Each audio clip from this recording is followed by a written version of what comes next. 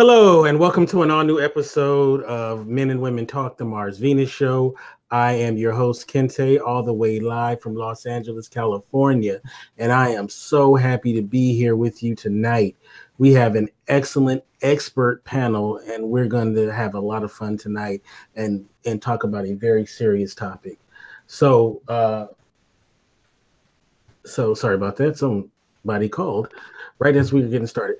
But anyway, so I want to introduce my wonderful panel, and I'm going to start off with the lady of the group. This lady, I'm a huge admirer of her. She is one of the coolest people around doing her thing. It's the one and only Miss Patricia Amery. How you doing? I'm doing great. How about you? Thank you for those kind words. Oh yeah, you know I'm your biggest fan. So anybody who says they're a bigger fan than me, we're gonna have to arm wrestle for that title.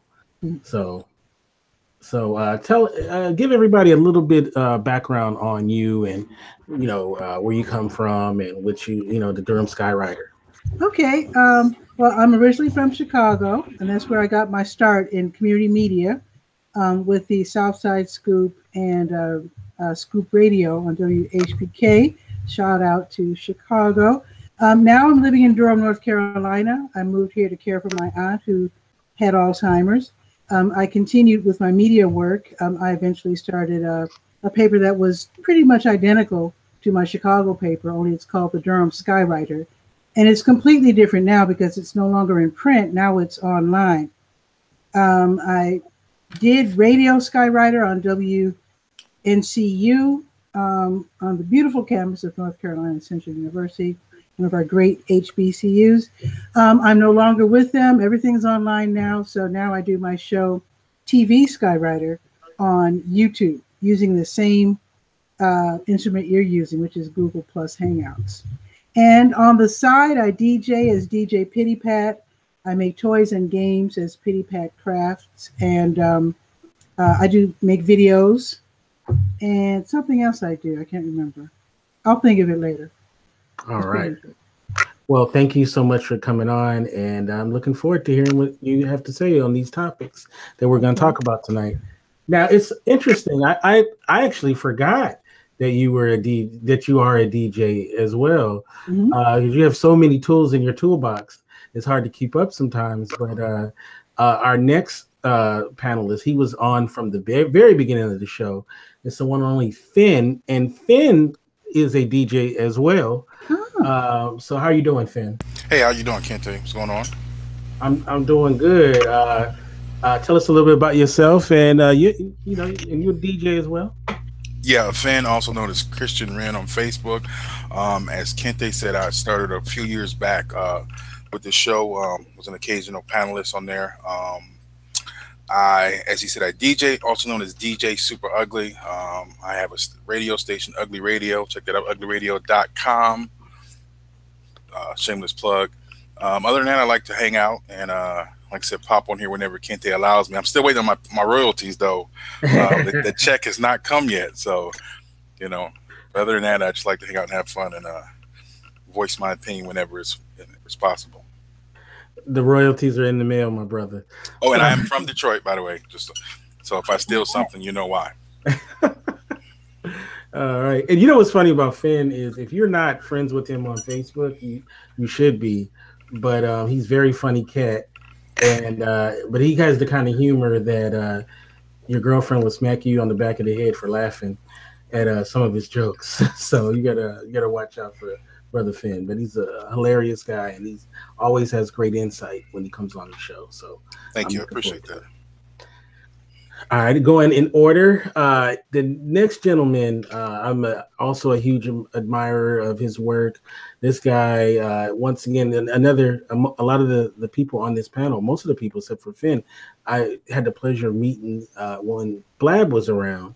And this gentleman, all the way from Canada, does his thing. It's the one and only Dr. Vibe. How you doing, Dr. Vibe? I am blessed, highly favored, a magnet for miracles and a solution for someone's problem. Patricia, Kente, Finn, thank you so much. What's up? Oh, man, we doing our thing. And, how can people get the Dr. Vibe show and what can they expect when they get it? Well, the Dr. Vibe Show is at the DRVIBESHOW. You go there, you'll get over 2,000 epic conversations that I've done. Yes, yes, and all brilliant work. And like I said, I'm a huge admirer of your work, man. Right back at you. I'm admiring yours, and thank you so much for inviting me to another epic conversation that you're going to have. All right, yes.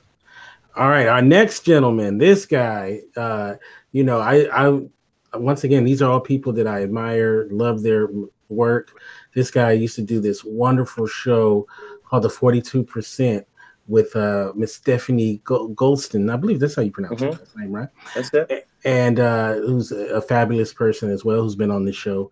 This guy is, I didn't realize, is a car guy as well. BMWs is his poison. It's the one and only Brooklyn Taylor. Oh, yeah. Thanks for having me on the show. It's great to see you. Yeah, we've had some really incredible conversations. You know, I've done a lot of work as a matchmaker and dating coach. My day job the last 3 decades has been in aerospace. I've been an avionics inspector, and I have a master's degree in aeronautical science. So I've been around the world working on helicopters and airplanes and doing that type work. My hobby is cars. I'm with the BMW Car Club of America.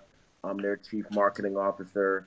I didn't have a lot of marketing experience when I started that, but you know, I just have so much love for the product, and I do so many shows that they just asked me to do that, and it's been last few years it's been working out great.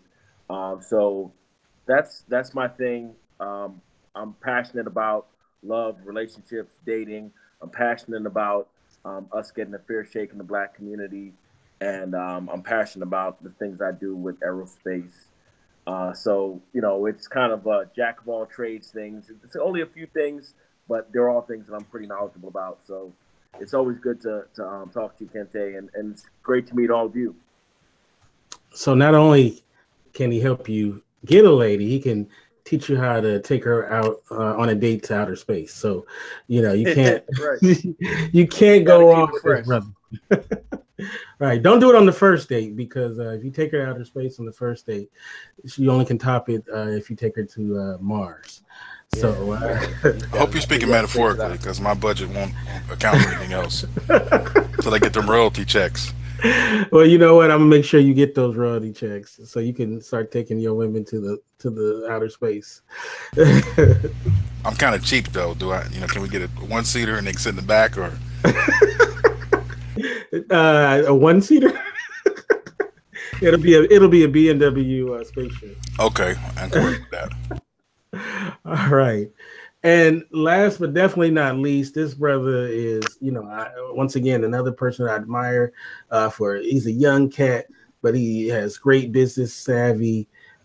This guy's doing his thing out there in the Jersey, New York area, owns many businesses, and, you know, just always has great insight.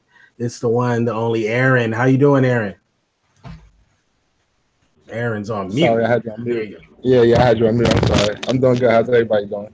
Pretty good, man. I'm always happy to talk to you and chop it up with you, brother.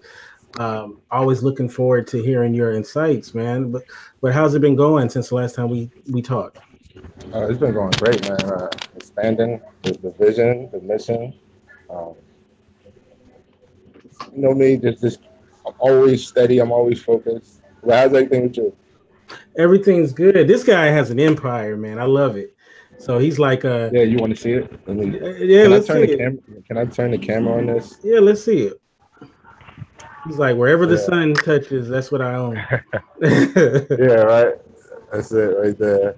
Oh, that's dope, man. The first of many. The first of many. Man, that is dope, man, and I can't wait to get some donuts from when I go there.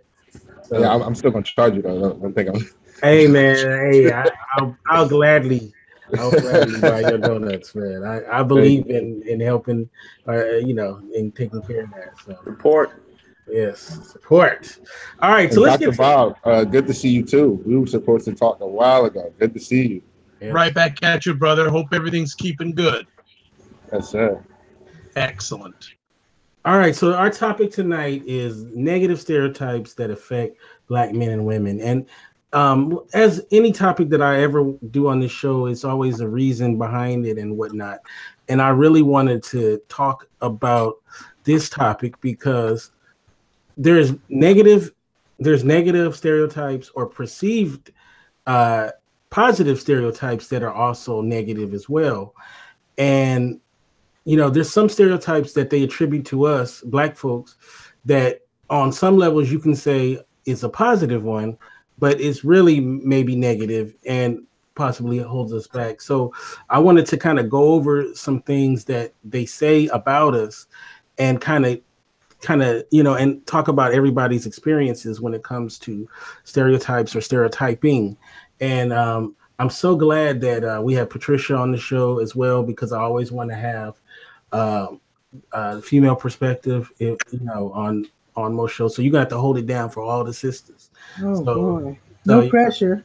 No pressure at all. No pressure at all. So I think I'm gonna start with you, Patricia, and talk about just different stereotypes. And there's a lot of stereotypes that are attributed to African American women. And one of the ones is attitude, right? That's the one that you hear quite a bit is sisters, they spicy, they got the attitudes, they're hard to deal with, and that's something that you hear quite a bit. And I wonder to get from your point of view, because you seem like a very nice, calm sister that I know. So what do you think about that stereotype as attributed to Black women often? Well, I honestly think that a lot of the stereotypes of Black people in general are, this is just my opinion, but I think sometimes writers, I don't necessarily mean only Hollywood, but it includes Hollywood, mainstream media, just stories about us in general. They need to, for some reason, make a distinction between white and Black. Right. And I feel sometimes our stereotypes are almost made necessary by the fact that the white writers think that they have to make some kind of a huge distinction between the races. And I think the only thing they could really pin on Black women is like the angry Black woman and sassy. And now I know that there are a lot of Black women who are really sharp-witted and have acerbic wits, and they can, like my mom was very gentle, but she could insult you in such a way that you didn't realize it. She could have people snickering at you, and if you're not educated enough, let me just give a quick example. My mom used to, she was a part of this social girls club or ladies club, and they dress up and go out to eat. So they were in downtown Chicago, and this is back in the 60s when Chicago was still extraordinarily segregated. And so they were in the Fine Arts Building downtown, and the young white waitress threw a menu at them, and she was very insulted by their very presence. And she bragged to my mom, who called her out on her ignorance and her rudeness. And the lady bragged that she didn't really have to work there. She only worked there because her boyfriend owned the place, and she had a fancy hotel. She lived in a fancy hotel, whatever. So mom put two and two together, and she said, "Oh, so I take it you're a strumpet then." And the other ladies around her were giggling. I mean, she could have called her a hoe, but that's ghetto. My mom wasn't ghetto. So she called her a strumpet instead. And the young white girl was so confused. She was kind of like, huh? And the other women were just giggling, and a couple people around her, because she was so loud with it. They were laughing at her, basically.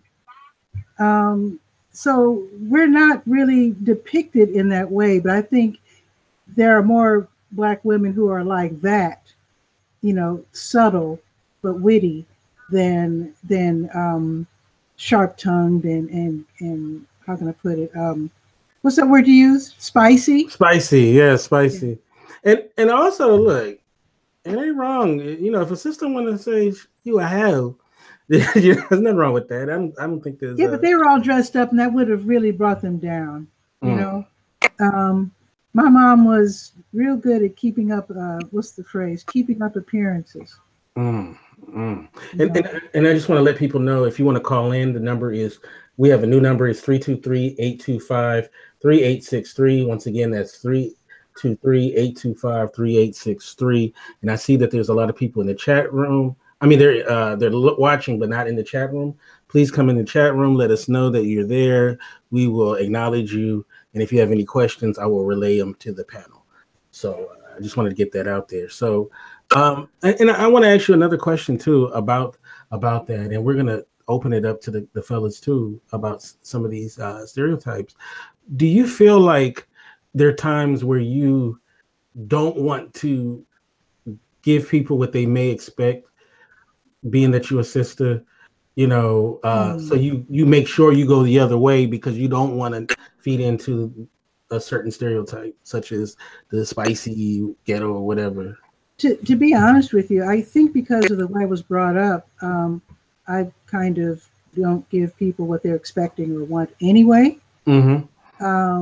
So actually, for me to act stereotypically Black would take, in a way, it would take an effort because, I don't know, we weren't brought up stereotypically Black. We were brought up to be extraordinarily proud of being Black, but because I didn't grow up in the neighborhood I was born in, which was Woodlawn, a low-income area, we moved to Chatham, which was middle income, when I was 2. And we didn't have to worry about appearances and how we carried ourselves. We were free to be ourselves and didn't have to worry about fitting into really tightly defined so-called ghetto stereotypes. Now I'm gonna ask the guys the same question. You guys all have really nice jobs, and you know, some are in the corporate sector, some are, you know, just dealing in the public and whatnot. Do you ever feel do you ever feel like, you know, they expect something from me, you know, being that I'm Black, so I'm gonna make sure I go out the way to not give it to them? As Black men, do you guys do that, or do you just be yourselves?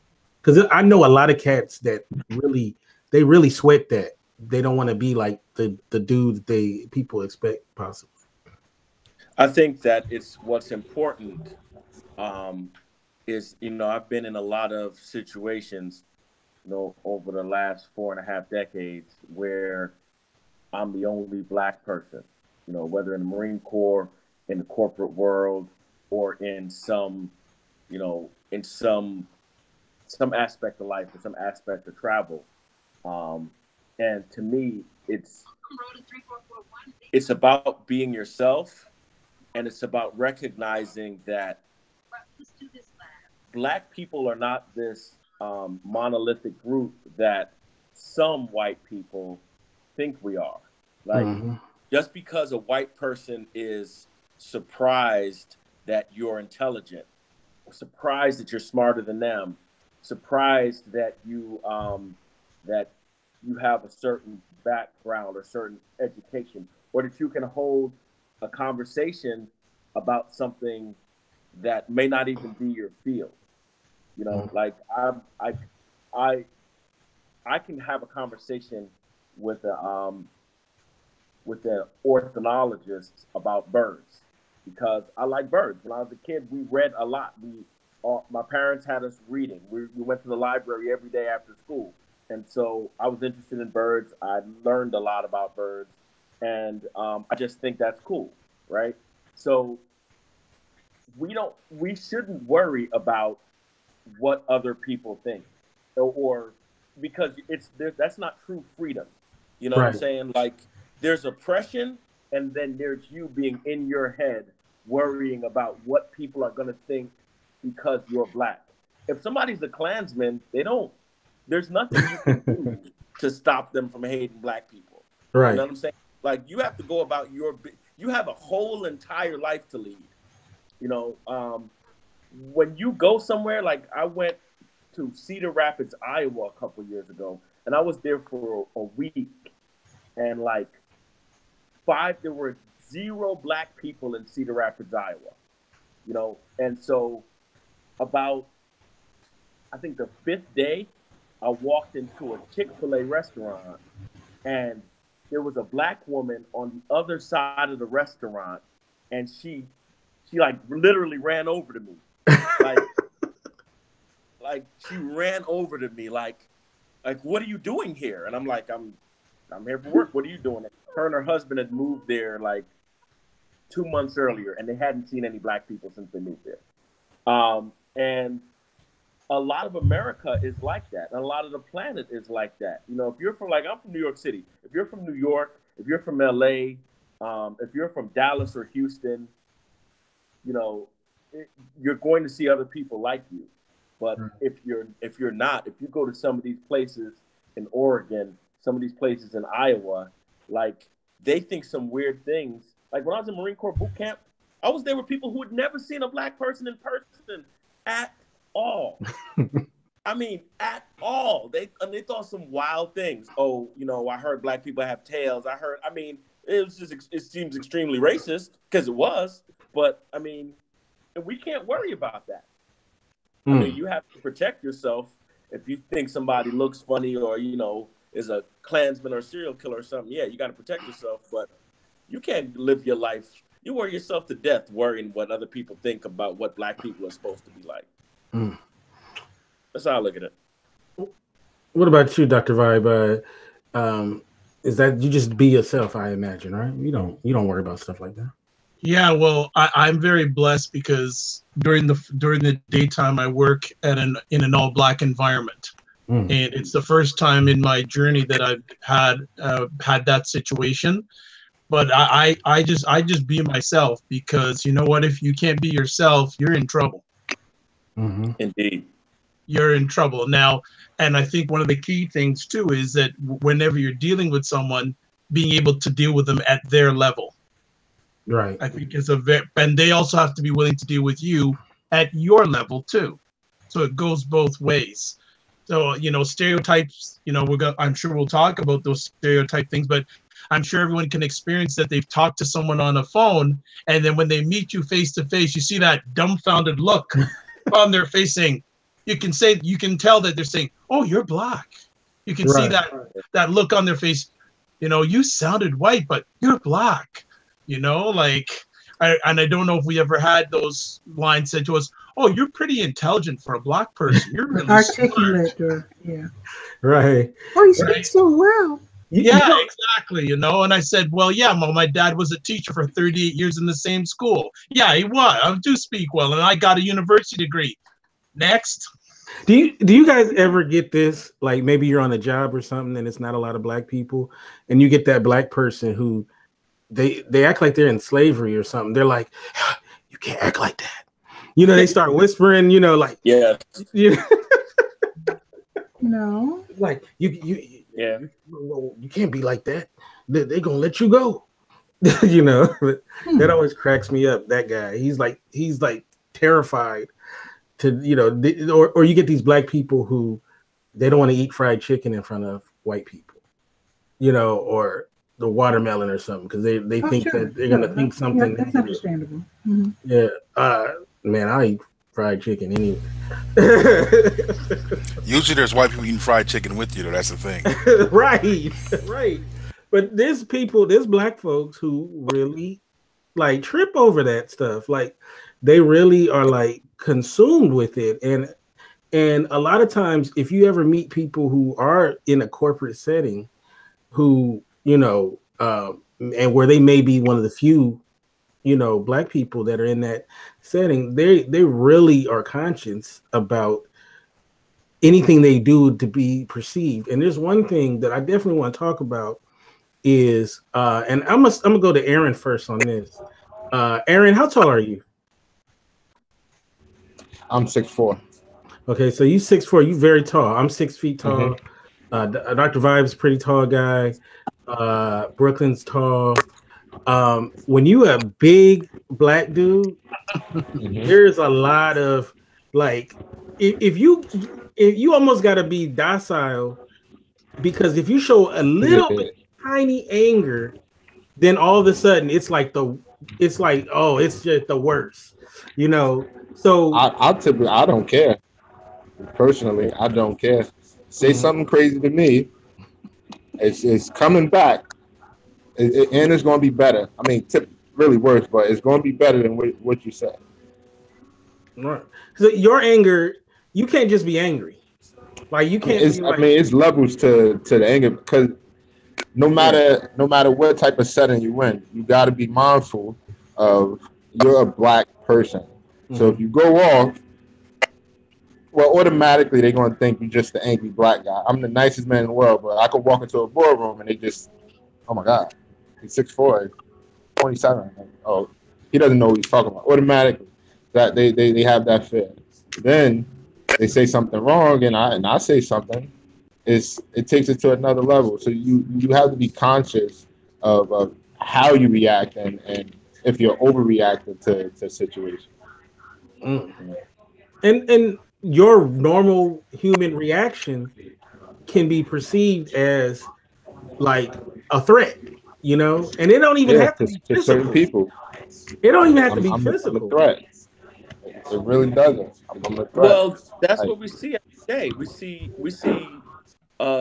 skinny young white dudes shooting up entire schools and going away in cuffs, and you see black people, you know, minding their business, getting the police called on them, getting shot, you know, while trying to enter their own homes, or getting harassed or getting, you know, hurt. I mean, it just is what it is. But at the same time, we're people, like we're adults. And the thing about being black in America, for the duration of the time black people have been in America, you're always an adult. This is how a 12-year-old like Tamir Rice can get shot.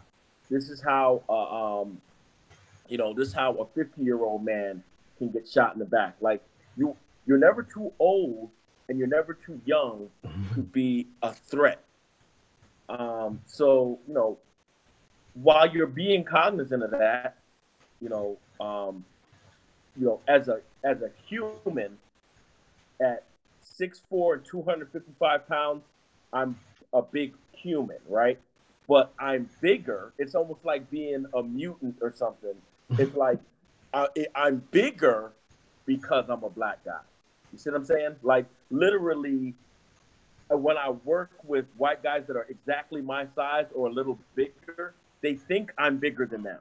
They treat me like I'm bigger than them. I'm not bigger. I'm looking right at you, you know, but we're treated as bigger. And, you know, and so your size doesn't matter. This is how women and children are still treated the same way by police. You know, like people don't bat an eye when 4 police jump on a black woman. But as a man and as an adult, I'm not going to let you treat me crazy because I know, how black people are treated. I'm still a grown up. So I'm going to have to say something, or I'm going to have to do something if it comes to it. I mean, and that's just, that's what it is. A lot of times, I'm sorry, I didn't mean to cut you. I'm so sorry. No, I'm done. A lot of times when I am in a meeting, or if I do have, well, lately it's been a lot of business luncheons, but I'm the only black guy there. If I choose to bring my father, who I'm in business with, so we're the only black people there, and he's bigger than me. He constantly tells me, and it's weird because I know it now. He constantly tells me how to dress, and to me, it's like he's saying sometimes it's okay to conform, meaning like, look, you have to look like this in order to be respected.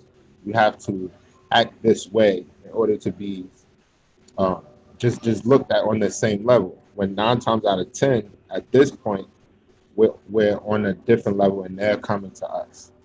And me personally, I hate it because they can come in jeans and a t-shirt, and we can seriously do. We can do something, put something together. I have to show up in a 3-piece suit just to be thought as the equal. Right. You can't be no flip flops. Yeah. That's I think you asked the question earlier. That's what I really wanted to say. There's a comedian named Kamal Bell, Mm-hmm. and he wrote a piece saying, I think Kamal is like 6'4", something like that. He's not very big, but he's 6'4". And he said that it was really kind of sad that he became aware that he slouches a lot. And especially when he's around white people. If he gets on an elevator with a white woman, he makes sure that he makes himself as small as possible.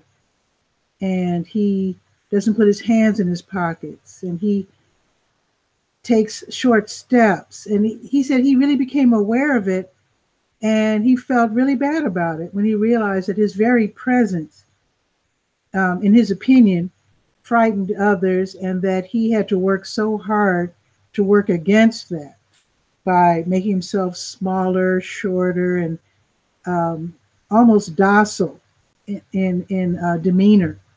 Mm-hmm. So as not to frighten white people, white women in particular. Shaq said, I heard this out of his own mouth, that he crafted his image as the goofball guy that he is. He said he did that purposely so that white people would feel comfortable around him. He said that out of his own mouth, that he's the goofy guy. Like, he purposely did that because he was afraid that if he was, more like, tougher, that white people would be too afraid of him, and he couldn't, sell shoes or whatever. So that's why he made himself into this goofball. And you see this like in Hollywood. There's a lot of brothers that go the goofball role, like Terry Crews does the goofball thing. What's the brother from the Green Mile that passed away? He a goofball to somebody touching him. Michael Clark Duncan. I don't know about Terry Crews, because remember he let somebody tickle his balls, but so. Wait a minute. I don't know about that one. I don't think I want to though.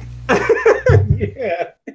He filed in charges. I know people are gonna say that it's mean for me to say that, but anyway, so and it's interesting. A lot of these real big guys, these big brothers, they really go out their way to make sure that they have like kind of a goofball edge to them. The Rock to a certain degree does that. But I think he's a little bit because of his wrestling background, and that he's Paul Mooney said something like that. Mm-hmm. In one of his comedy shows about what is his name?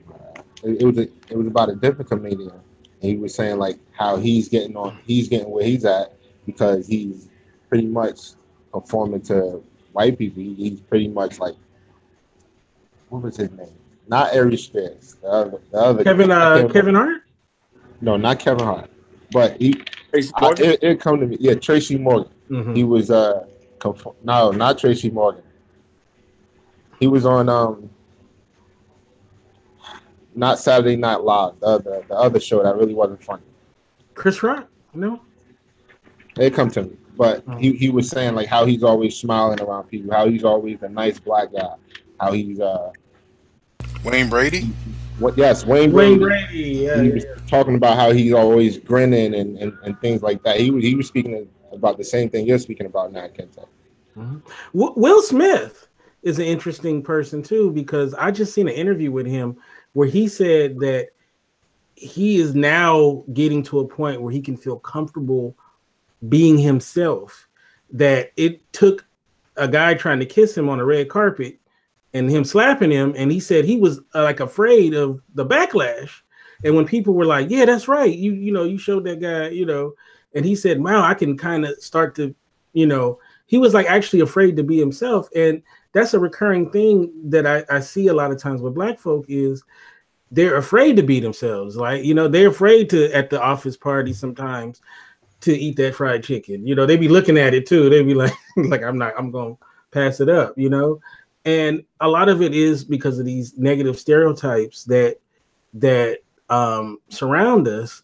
And I always appreciate the person who is bold enough to be them. If you are that person and that's who you are, you know what I'm saying? And and it doesn't fit the stereotypes like you were saying, Patricia. That's who you are. You're not putting on an act, right? It's kind of funny.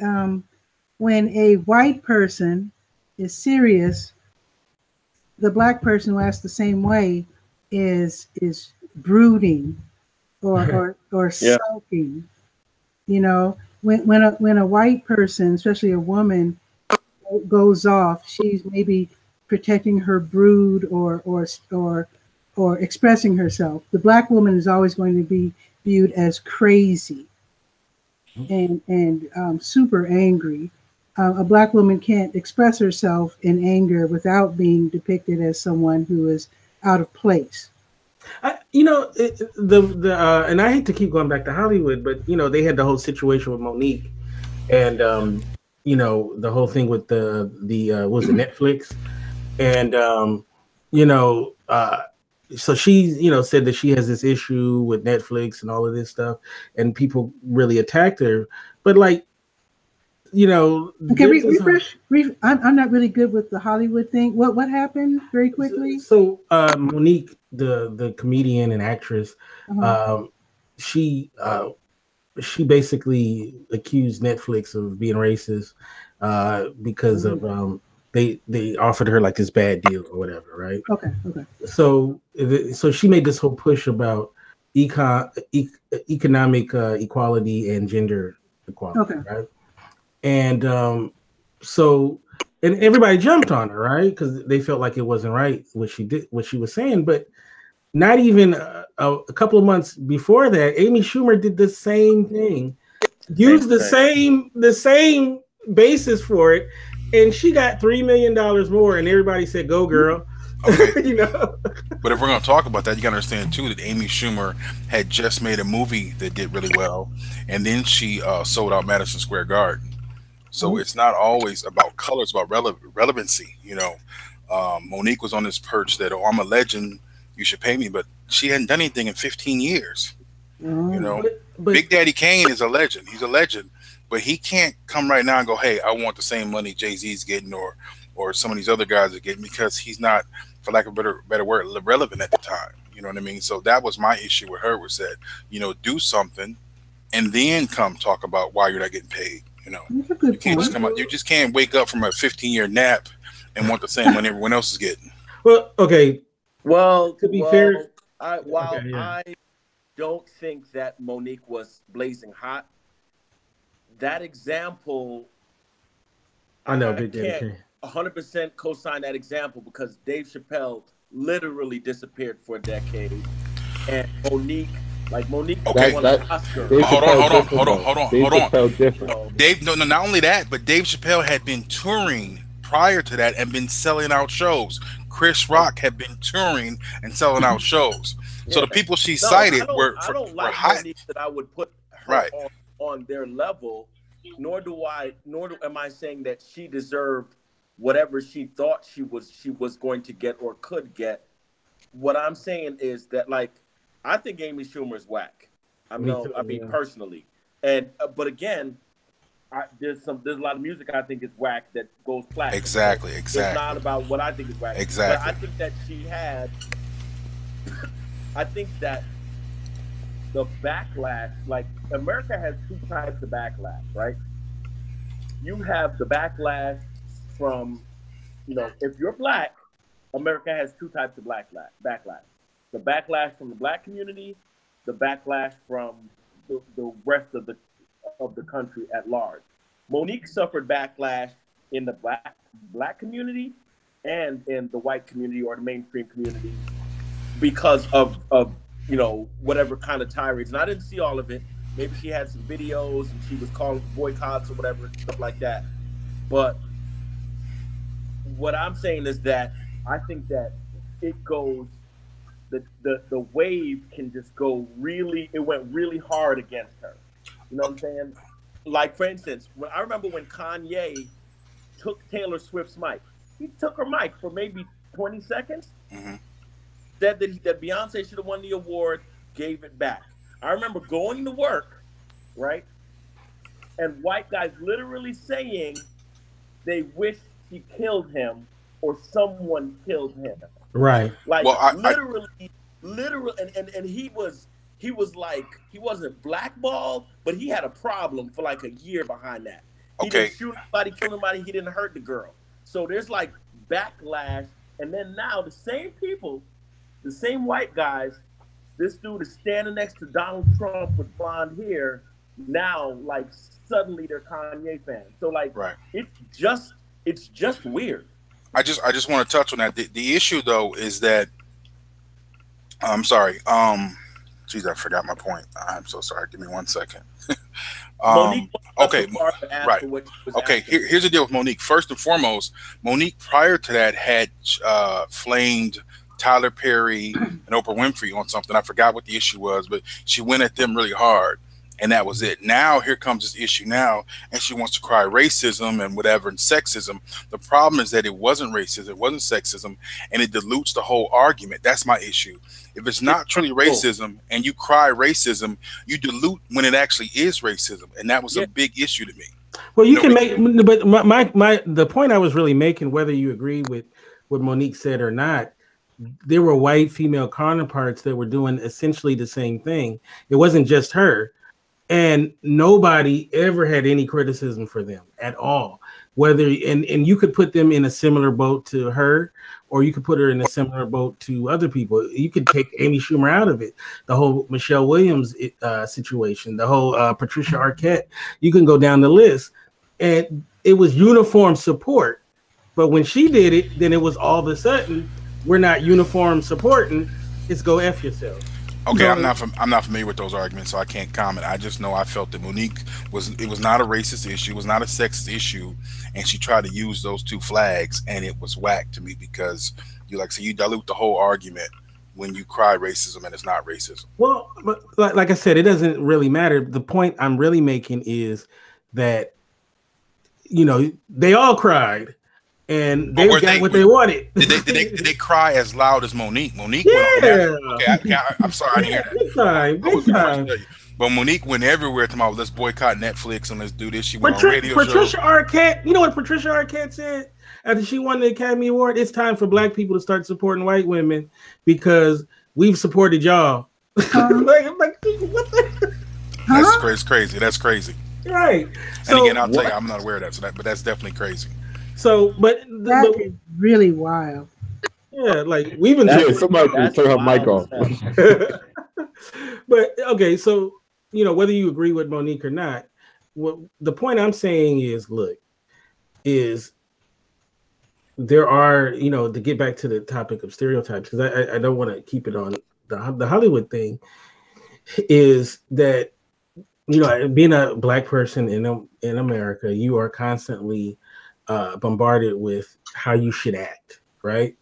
And one of the and how you should feel. How you should feel, right? How you should feel about what's happening to you, right? Which is the most bizarre. It's like the national anthem thing, right? Is like I don't stand for it, right? And I will have I go to games all the time. I go to Dodger games, NBA games, and all of that. And I will see, I get dirty looks and all of that. And it's just so funny to me that you're going to give me a dirty look. It's a choice that I've made. And it ain't recently. I've done this consistently my whole life. Mm-hmm. So I just don't stand for it, and but it's that's your right as an American, right. And, as a Marine, I'm saying, look, what I didn't fight to come back and make you stand up. Right. You see what I'm saying? That's not what it's about. Like, people want to pick and choose their patriotism. You can't dodge the draft 5 times and then sit up here. Oh, exactly. A person who was born and raised in America who didn't dodge any drafts, what they can and cannot do. Like, you can't make it about how you feel about what I do with my freedom. I mean, like, I was at a car show just this past weekend in Pittsburgh, and this is supposed to be one of these, what is it, salt to the earth, you know, Americana places, right?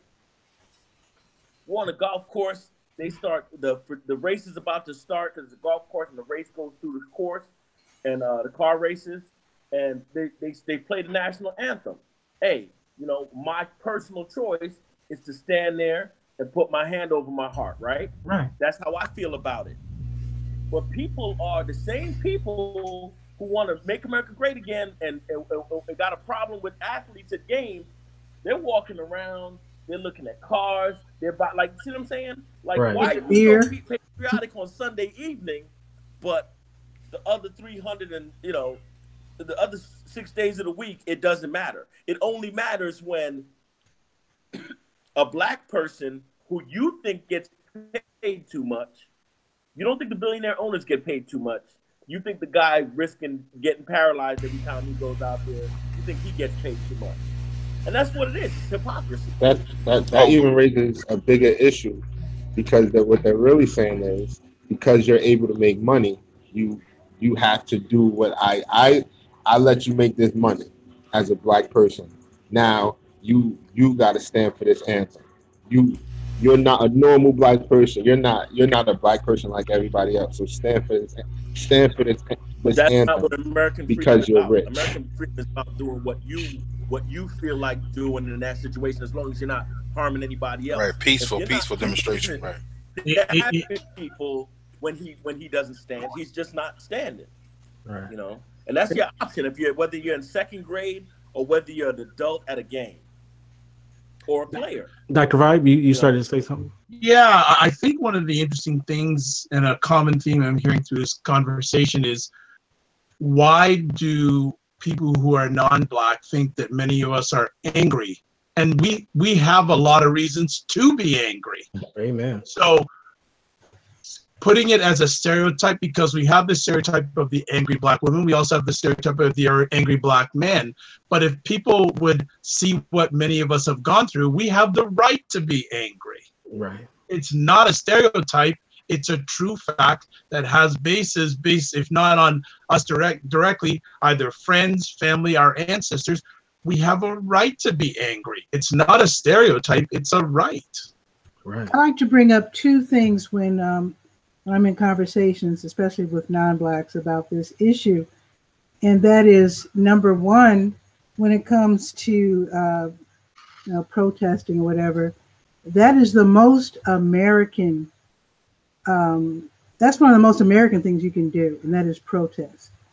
And all of us have the right to do that. Number two, and this really shuts white people up, not trying to shut them up, but I tell them, I said, no one in this country knows the potential of the United States of America more than black people. Mm-hmm. You know, and it's worth protesting. It's worth caring enough to point out inadequacies and misgivings and wrongs and injustice, because we know more than anyone the potential of this country. Mm. I don't think anybody knows better than we do. Kinte, I don't know if you're going to get to it at this during this conversation, but there's also another subject to bring up: stereotypes of black people amongst each other. Oh yeah. I definitely have some big ones. A good one that's amongst each other. Finn, you have something going on with your background. There's some that's against each other, and also the greater ones is when it comes to black males, is especially when you're younger, I feel like you almost have to fit in a couple of boxes. One is you're going to be the ultra tough guy, whatever, the athlete, possibly. If you are more on the brainier side, sometimes that can be an issue with you and you have a really hard time. Now, I think people generally have that issue, but I think a lot of times for black males, especially, and even some sisters too, that if you don't fit in these couple of boxes, sometimes that can be tough as well. And that's something that sometimes we put on each other. It's like if you don't have swag, you know what I'm saying, coming up, you know, you may get it hard or whatnot. I don't know what it was like for people growing up and what lane did they fit in. It'll be really interesting. I know that I know Erin, you were an athlete coming up, so you know, I mean, that is a stereotype, but you're a very bright dude, so I can imagine that you might have broken some of the athlete stereotypes coming up. Talking about like the stupid athlete stereotypes. Right. Oh yeah. Oh, I definitely broke the stupid athlete stereotype because I started on my own at a young age when I was paralyzed. So a lot of people were looking at me and did not even know that, for one, it was possible. Two, that didn't believe it was coming from me, and I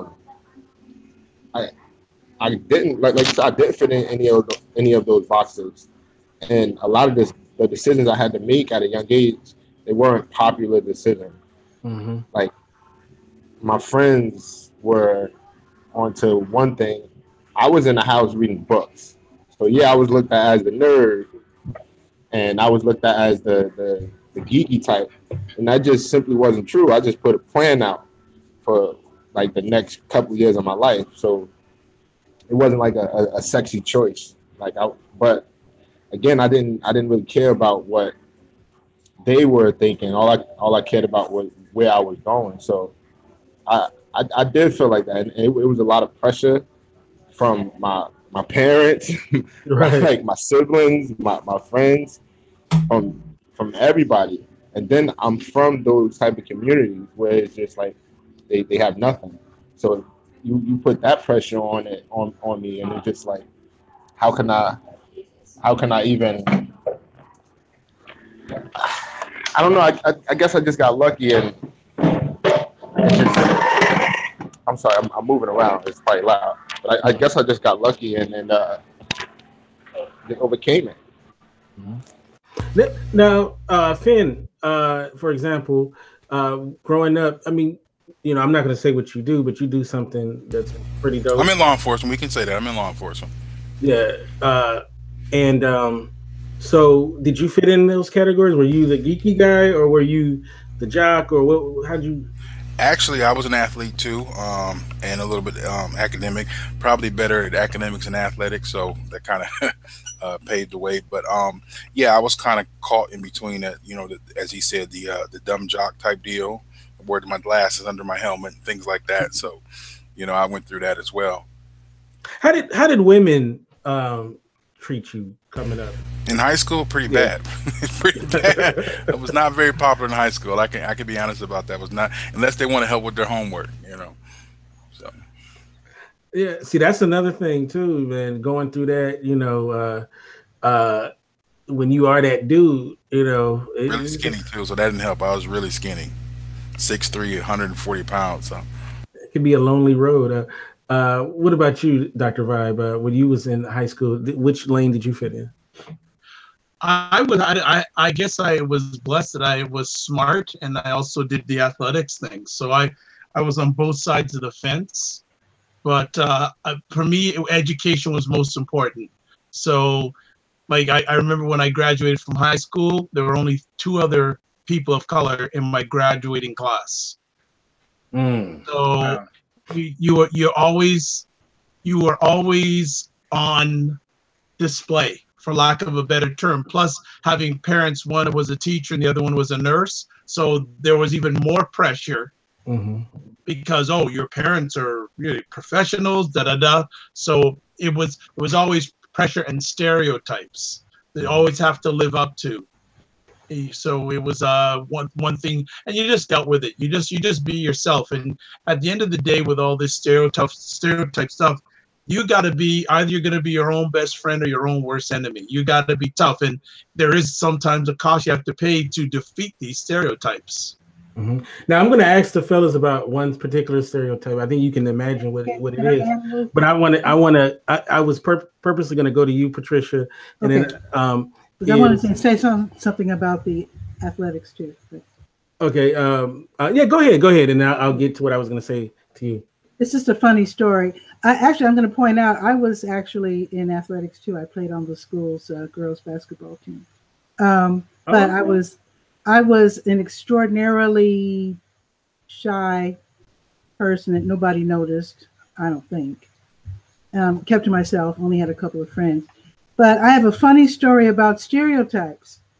When I was still living in Chicago, I was a celebrity judge for the fire department's chili contest. Oh, wow. Now, if most people know about segregation in Chicago, it's the black fireman is quite a rare specimen indeed. Practically all of them are white. Right. Still, maybe to this, it might be different now, but back then in the late 1990s, it was still mostly white. So anyway, I was a celebrity judge. It was an interesting, I don't want to make the story too long, but let's just say I got to see, I felt like Jacques Cousteau. I was seeing white people in their own environment being stereotypically white and comfortable within their whiteness. And it was fascinating. In fact, I wrote about it and things changed drastically the following year. But let me tell you the story real quick. Their entertainment were two white guys with guitars doing what they thought was a Smothers Brothers satirical, intelligent comedy music thing. They were they were really bad. Anyway, so they're making ethnic jokes. A Mexican young man walked by them and said, "Yeah, my 57 Chevy's on blocks in front of your house." Really stupid stuff. This young black guy walked in front of him and they said, "Hey, brother, so you're on the football team, right?"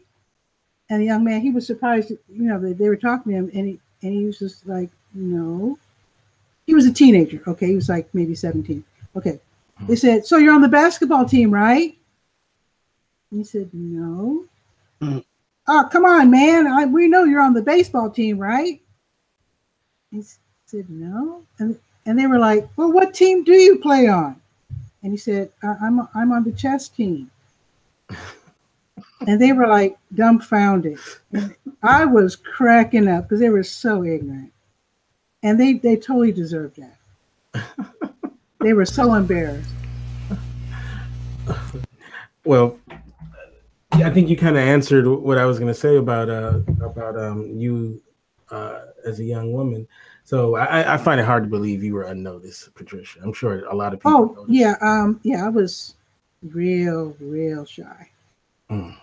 Well, so there's positive, so-called positive stereotypes, and a lot of it we're going to talk about specifically directed at Black males. There, Brooklyn, are you there? Who? Yeah, I'm here. Okay. So there's a stereotype that is often said about Black men that when it comes to the bedroom, we have extra knowledge in that area, and that's said to be a positive stereotype. And as a Black male, and having, I'm sure you've heard that stereotype. Do you see that as a positive one, or do you see that as something that's potentially a negative one? Well, I mean, it's a positive stereotype if you can somehow, if that gets you the desired result and you can back it up, yeah, it works out great. And if you can, it doesn't. Like my parents, my entire family is from Jamaica, and Jamaicans have a whole other like a whole other gear to it. Like Americans are very, in my opinions, Americans can be very uptight.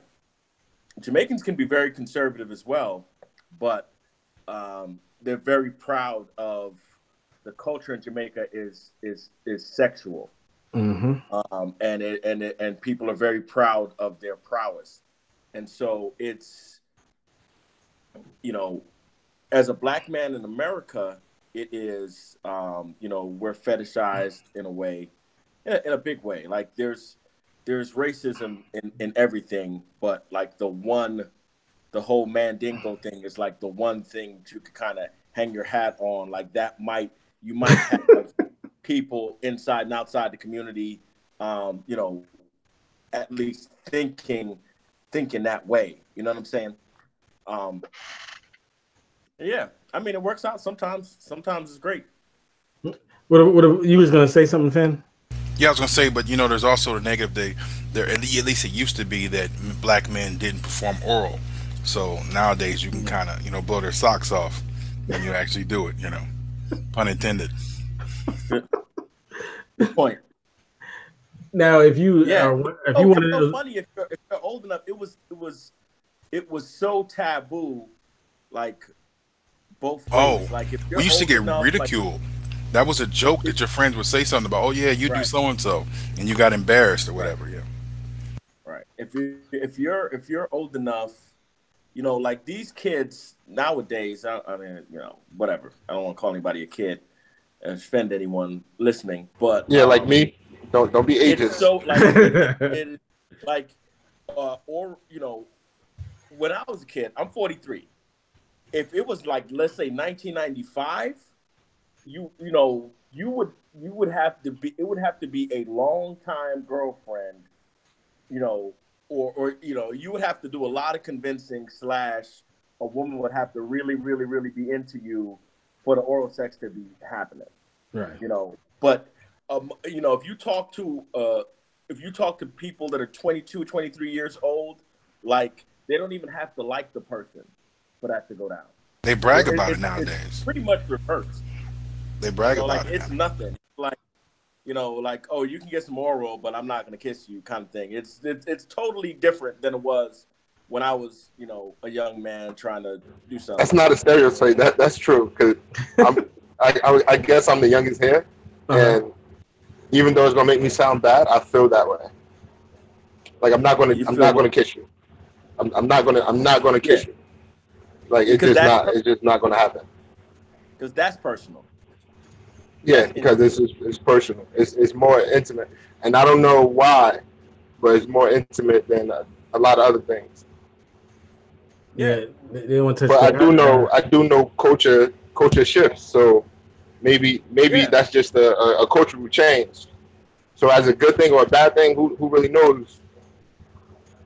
But you know what, the thing too, it's like I'm old enough that when I was like, you know, I was around North Carolina A&T and Bennett, and when Little Kim and Foxy Brown were out, it was like groundbreaking, and they were saying all this stuff, and they were taking charge of their sexuality, and it was kind of like, you know, a late to the party, like feminism / you know, it was like women were okay to be free and get what they want.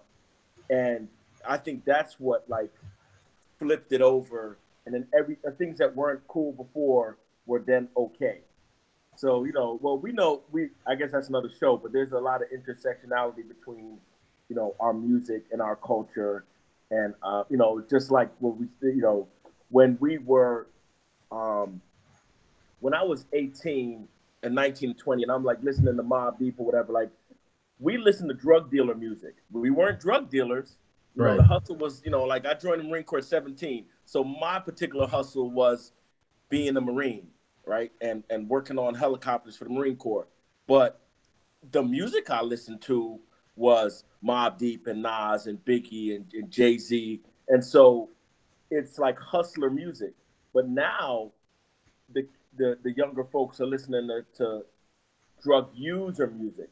Everybody's on lean, drinking purple drink. Everybody's taking all types of drugs, and it's like a different thing. And the music is a part of it. Honestly, that's another thing with culture, because this new generation, like you said, is the generation of the crack baby. So a lot of them are listening to it because that's how they grew up. It's not like you said, that wasn't you were listening to Mobb Deep, but you were fixing airplanes. Right. Well, a lot of my generation are listening to this drug using music because that's all they literally only know that. Their parents were actually crackheads. They actually seen their parents high, or they actually been on drugs, so they do link. So they're listening to things that they actually do. Using drugs? No, we're because they made the drugs like popular. Well, it is popular because we're crack babies. My generation. I was born in '91. That's when the right after the huge crack epidemic hit, and my parents started having children. So we grew up with drugs in our system. Well, some of us were born with drugs in our system. So that's literally all we know. So it's not like it's being popularized. They're just speaking their reality at this point. Man, I was in eighth grade when you were born. I graduated high school when he was born. From that perspective. Wow. Thanks. Y'all feel old or something? Yeah, that makes me feel very old. It's the alternative, though, King. Yeah, right. At least we are here, right? Still, we're here. But Dr. Vibe, you brought up something, stereotypes we have with each other. And one thing I always hear from Black folks about us is, oh man, we can't get along. That's one. They'll say that you can't let too many Black people in a situation because it's gonna mess it up for the rest of them. They say BS like that, and they keep regurgitating this. Talk.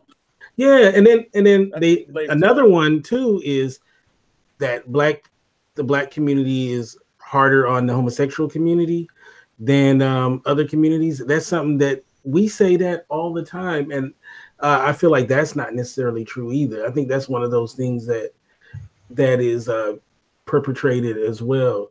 There's like a ton of them. Now you do so many conversations and talk about so much stuff, Dr. Vibe. What are some of these negative stereotypes that we put on each other that's from your observation? I think another big one, and again, it's a whole separate conversation, is the whole issue of colorism. Colorism, yes. That's a whole different perspective. And I think that I think when it comes to stereotypes, I think it's more important that we address the stereotypes we have each other within our own Blackness than what people who are non-Black deliver with stereotypes. Because if we can get our act more together when it comes to stereotypes, it just makes us look better. And when we have stereotypes amongst Black people, what do you think people who are non-Black are thinking about it? Say, hey, they're that way to each other, so that justifies us being like that to them. Yeah, but to be honest, though, a lot of our stereotypes come from, the media and what we're told. But again, it's like an old Public Enemy album. Don't believe the hype. Well, right. I think too that cuts into, sometimes, unfortunately, we have to act as representatives. When we're in these situations. A couple weeks ago, Kente, when I was supposed to be on the show and I couldn't, I was in California doing some training, again, law enforcement, and I was the only Black person there. It was in Oceanside, California. Not a lot of Black people around, at least that I saw. And typically, the Black people they see are when they're locking someone up, in the back of their car. So here I am, forced to, whether I want to be, not to be a representative, and it's not really fair, but that's what they see. You know what I mean? That's the only positive Black person they see. So you almost have to put it on your shoulders to, not want to say act a certain way, but at the very least be professional and show them that we're not all, the way you may think we are. You know what? I meant to ask you, if I'm in Detroit again, if God forbid I get into some trouble, I can just name drop you and I'll get out. Of course. Just tell them Finn and see what happens. So if I wake up in a hotel with a dead hooker, I just be like, hey, Finn, come help me out. Give me a call. I got you. We're going to get the royalty checks for sure then. You're going to get a lot of checks. Help me out of something like that. But I agree with you, Dr. Vibe. that we definitely need to stop doing the stereotypes, because I hate it that we say so many things and we do it to each other gender wise too. Like brothers say stuff about sisters. That's, we have our thoughts of how black women are, and black women as well towards us. It happens as well. And I really feel like there's like this civil war between black men and women. And a lot of it is because of these negative ideas that we have about each other as well. Some of them are stereotypes. Some stereotypes can be true, but true in a vacuum, right? Because we're all different people, right? So some people fit into it, a lot of people don't, right? So just I want to ask you, Patricia. I don't know if you're a single woman or not, but I am. Oh, okay. So when you see other brothers, in a romantic situation, do you ever feel like they have like a certain way that they put you in a box because of it, or like what is your situation when it comes to that? I can't really speak from experience. I can only speak from what I see in others. Okay. But I have noticed that not only when it comes to men and women and the battle of the sexes and whatnot, sometimes it's, to me, a cultural problem which spills into the romantic area. And when I say cultural, I mean, I think we are so diverse as a race that we don't even recognize that we are so incredibly different from each other, at least in Chicago, for example, from neighborhood to neighborhood. Like, it wasn't until I got to college that I started hearing these statements. So many of the young ladies were saying, black men ain't no good, and black men are dogs, and that sort of thing. And in my opinion, growing up, I always thought of black men as protectors. I've only seen black men as, just the way I grew up, as good, strong protectors. You can count on them. But am I seeing Paul Robeson? And yeah, and I was really, what's the word, baffled by this attitude. This was back in the 70s. I was in college in the 70s, 74 to 78. And as I, grew up as a young adult, young lady, I did start noticing that when I went back, for example, to Woodlawn, the neighborhood I came from, which by then had become, I guess you could say, in the news they call it slum. I had to steel myself and realize I'm going to hear some bad language, and I'm going to experience some really bad relationships. I noticed that they would go at it. The men and the women would go at it more than I ever realized. I saw women trying to bait men to hit them so they could call the police on them, and that sort of thing. It did not seem very romantic to me at all. And I do hope that there are lots of loving relationships in low-income communities. I assume that there are, but because poor people tend to live more out in public than middle-class people who tend to live far more privately, I saw some really disturbing things. I don't know how to address. So yeah, I hope we all get to the point where we realize that black men are wonderful. And I mean, that's my experience. I agree. Black men to me are strong protectors. I can always count on them. I agree, and I say the same thing about our sisters. 100%. Oh, I thought you were saying black men are wonderful, Kente. I was just curious for a second, that's all. Yeah, I was saying that. Black men are wonderful. Black men are wonderful, and I'm one of those wonderful black men. On Tuesdays, I'm wonderful.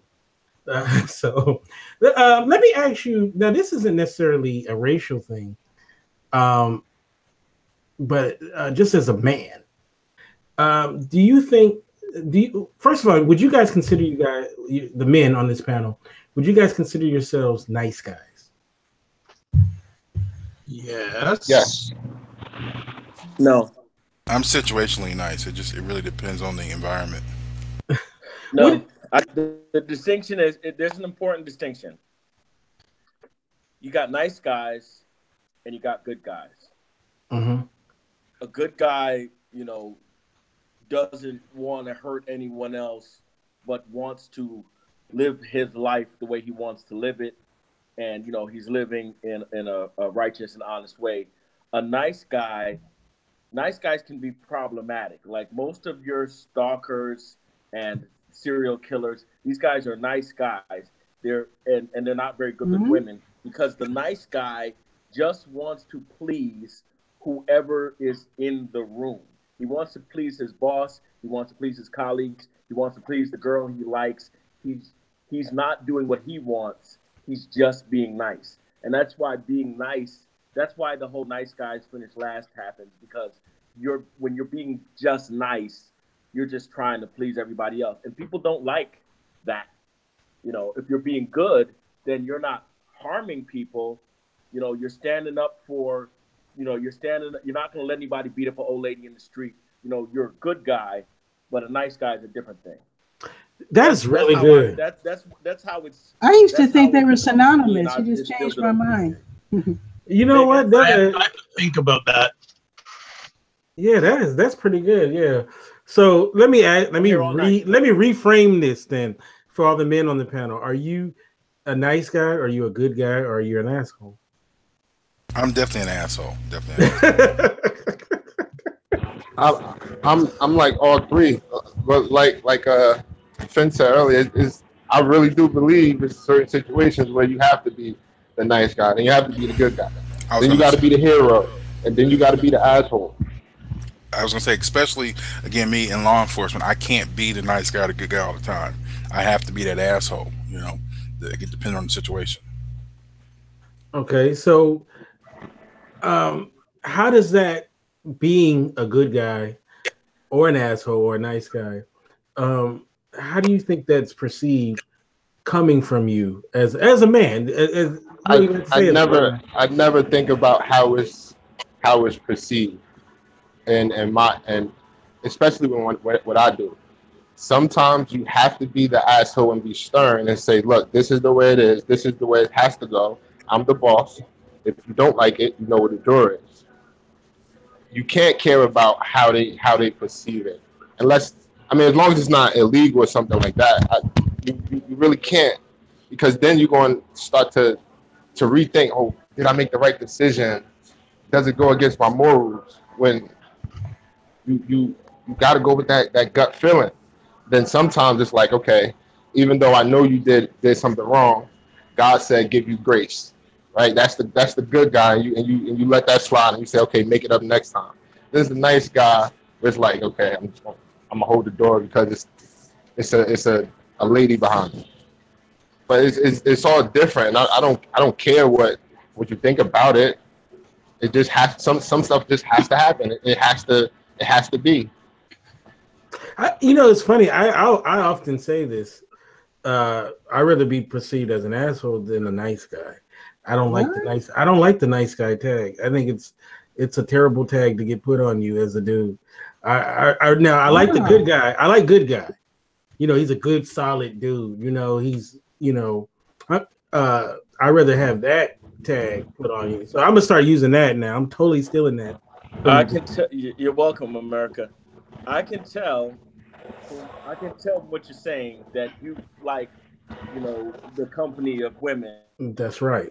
It's here's the thing, right? Like, there are just, if you want to live in the friend zone, then go ahead and be too nice. Right. You see what I'm saying? The good guy is doing, you just get further. Like, this is the plan. This is what I want to do with my life. This is what I'm doing. And, everyone can come along. I'm not going to stop you, but, this is the route. This is my purpose. This is my path. And when you're nice, you don't follow your purpose and your path. You don't succeed. When you're too nice, you can't succeed because, you know, you want to do this. You want to start a bakery in Washington, D.C., but your friends don't think it's cool to be a baker, so you don't do it. Or, you know, or your woman doesn't think you should leave, you know, corporate America to open the bakery, which is your dream, so you don't do it. All of those things are being too nice. Not only that, she will call the nice guy for a ride to the asshole's house. Oh no, absolutely. Snapple facts. That's true. That's true. Like if there's somebody, if she says, "Oh, you're really nice," I'm like, "Oh," you know, I'd be like, "Ugh," you know, I'm like, nah. But see, that's why I'm saying the good guy is perceived as an asshole because, you know, it's like, well, but you're not doing what I want to do. Like, look, I don't want to do that. I'm not going to stand in front of the door and stop you from doing what you want to do, but I don't want to do that. And because I know I don't want to do that, then it's not happening, you know? So depending on where you're sitting, you know, at the table, you can perceive that as an asshole. You know what I'm saying? But I'm really just going the way I'm going. Yeah, and we all should. You know what I'm saying? I'm not saying that if you want to get ice cream, I'm gonna be like, screw you and your dream of getting ice cream. No, you know what I'm saying? But I'm talking in the bigger picture, in the big things in life. You have to go on your own path. Right.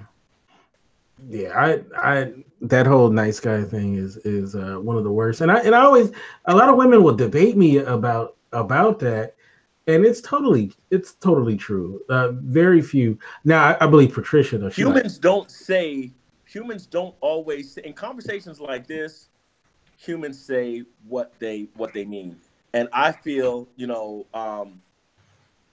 I feel a lot of times, you know, let's get the Me Too out of the way, right?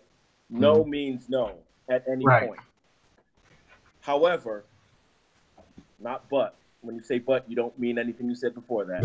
However, if you ask a woman what she's attracted to, and we have a woman on our panel, but times when you ask a woman, or you know, sometimes you ask a young woman what she's attracted to, she's gonna say, I want a nice guy who does this, acts like this, says this. But you're like, well, we're friends, and your last 3 boyfriends were nothing like what you've just described, and you picked them. We get to pick who we're with. You see what I'm saying? You see what I'm saying? So, like, if you're for instance, if you're they're just levels. I've been studying something called hypergamy or hypergamy, depending on who you're talking to. They're just levels, right? We're in, like, let's say a woman is 23 years old, and, you know, there's a guy, he is, you know, he's a nerd or whatever, and he's really trying to get with her, and she's just not attracted to him. But she really likes this other guy. He's a bartender. He calls her back once out of every 4 times she calls or texts him, but she likes that. He's like free, and he's wild, and he's alpha male, and like, it's what you say you want, maybe, and men do it too. You know what I'm saying? I mean, a man likes a hot woman. You know, that's why women get confused, especially like doing all the matchmaking stuff. A woman is like, look, I'm a doctor, and I've done this, and I've done this. And it's like, listen, but a lot of men don't care about that. That's why a guy can be driving a Lamborghini, see a woman driving a Chevy Cavalier, and actually holler at her. But see her on the bus stop. A Lamborghini, I don't care if you look like Denzel, Shamar Moore, whoever. A woman driving a Lamborghini is going to be like, listen, I'm in a Lamborghini, and that dude is driving a Chevy Cavalier. You know, they start pulling out the evenly yoked stuff on you. Right. So, I've seen dudes in the Lamborghini talking to a girl on a bus stop. Of course. You know, I won't do it. And Kente knows I have one, and I will not talk to you during the bus stop. Yeah. I mean, look, you know, it's not for everybody because, well, that's a whole other level. With that disparity, you're worried about, you know, her cousin being like, word. Oh, you with the dude with the Lambo? All right, cool. We got him next Thursday night. I mean, you got to stay on your P's and Q's. but it's a very, like I always say, people are animals with driver's licenses.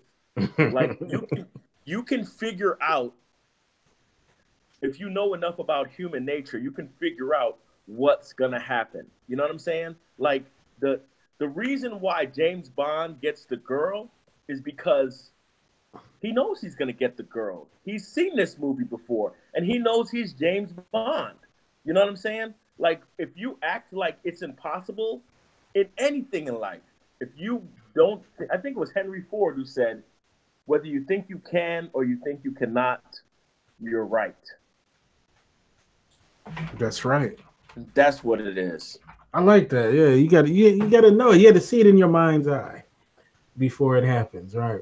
So there's one last thing I want to get to before we say goodbye, and when it comes to our general topic, and one of the reasons why I brought up the whole nice guy thing is, and you brought up a phrase that's often used a lot, the alpha male, or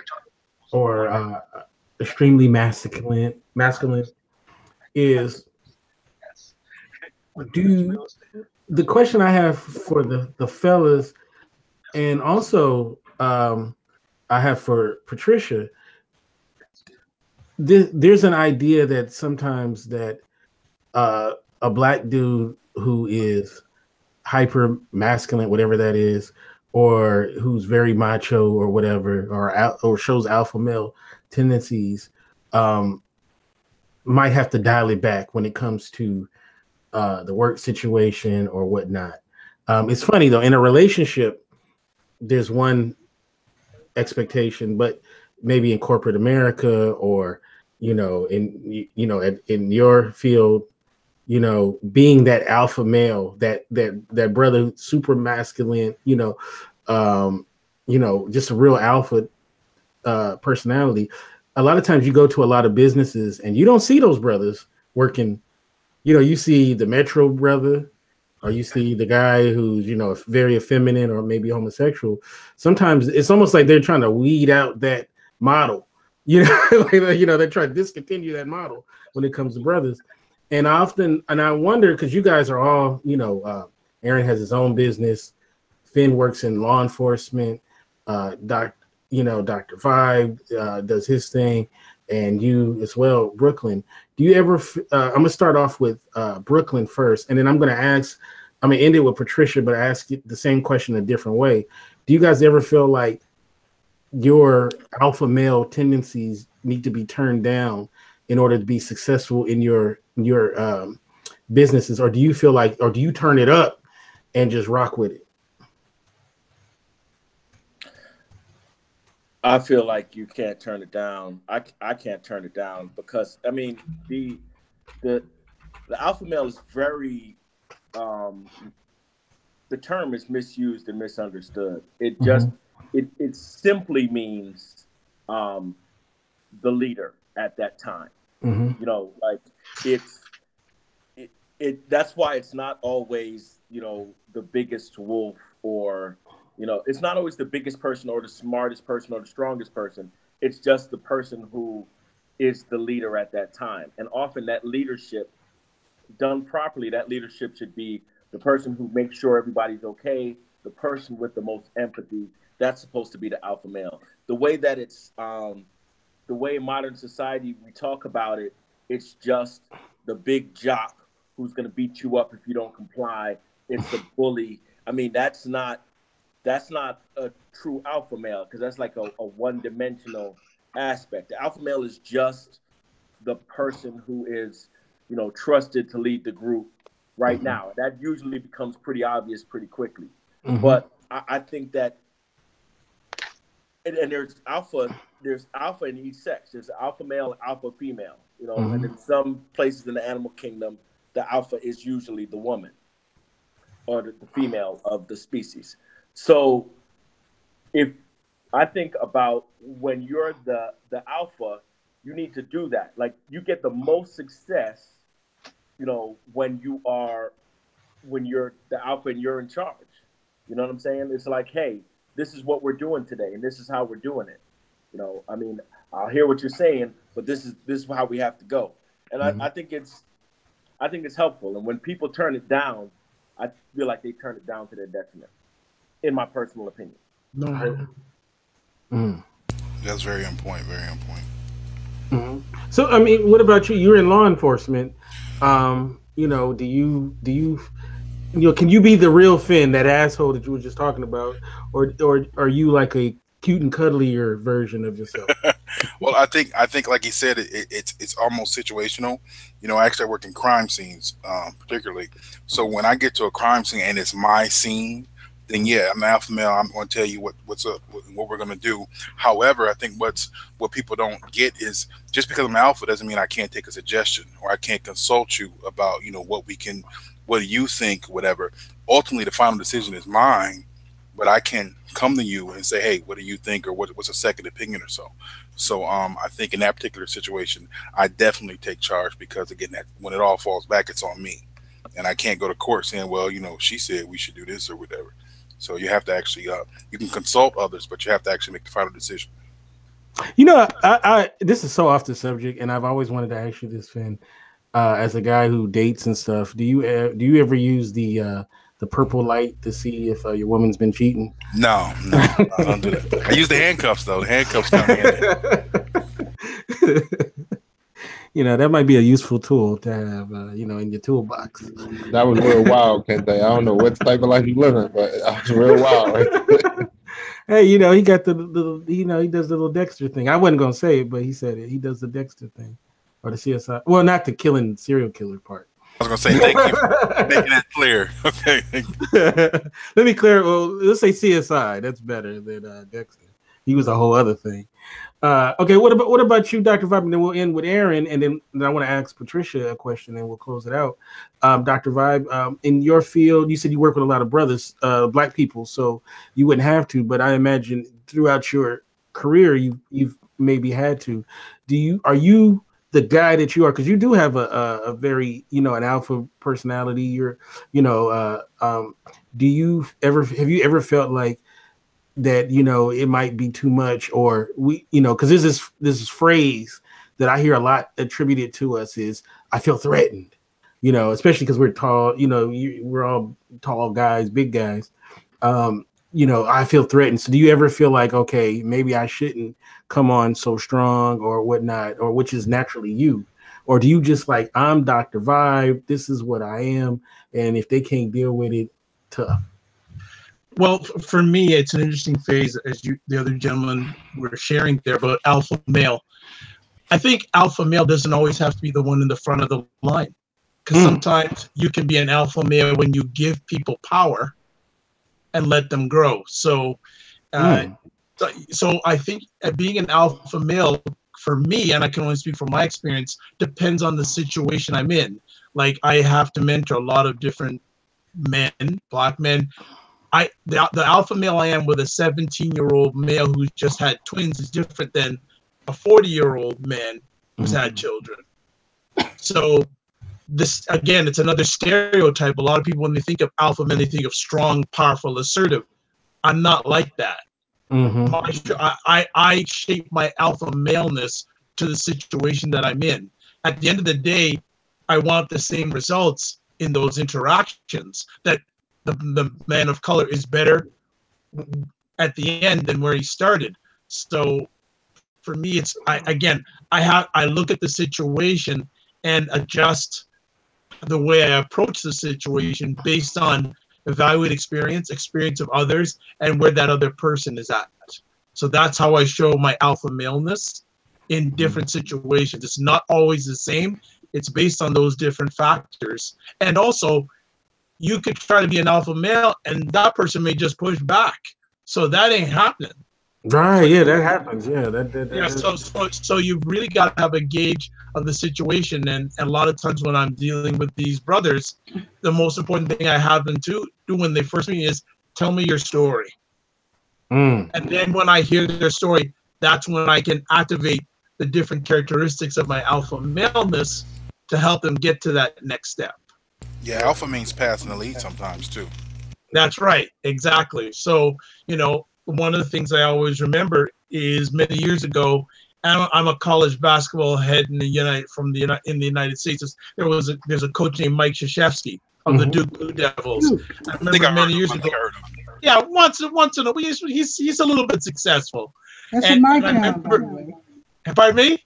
That's in my town, by the way, Durham. There you go. Mm-hmm. Many years ago, I saw him speak at an event, and he spoke for 2.5 hours. He only spoke about basketball for 15 minutes. And the note was all good, Patricia, it was. And the thing I'll never forget he said is someone asked him, when do you do your best mentoring or coaching? He said, when my players coach each other. Right. You know what's interesting? I hate the Duke Blue Devils, but it's hard to hate. Whoa. We can't be friends, right? Big Duke fan. And I'm from Michigan, so that says a lot. Hey, that's real big. How are you gonna be their fan when they beat the Fab Five? Hey, I've been a Duke fan. Because he's a winner. That's why he's a winner, Kente. Oh, Jesus. Well, it's hard to hate Krzyzewski, but I don't like because when I first really got into college basketball was during the Christian Layton era, UNL, because I like UNLV and the Fab Five, and so I've always held a grudge from those years. But I'm gonna go to Erin, and then we're gonna finish it off with Patricia, and then we'll say goodbye.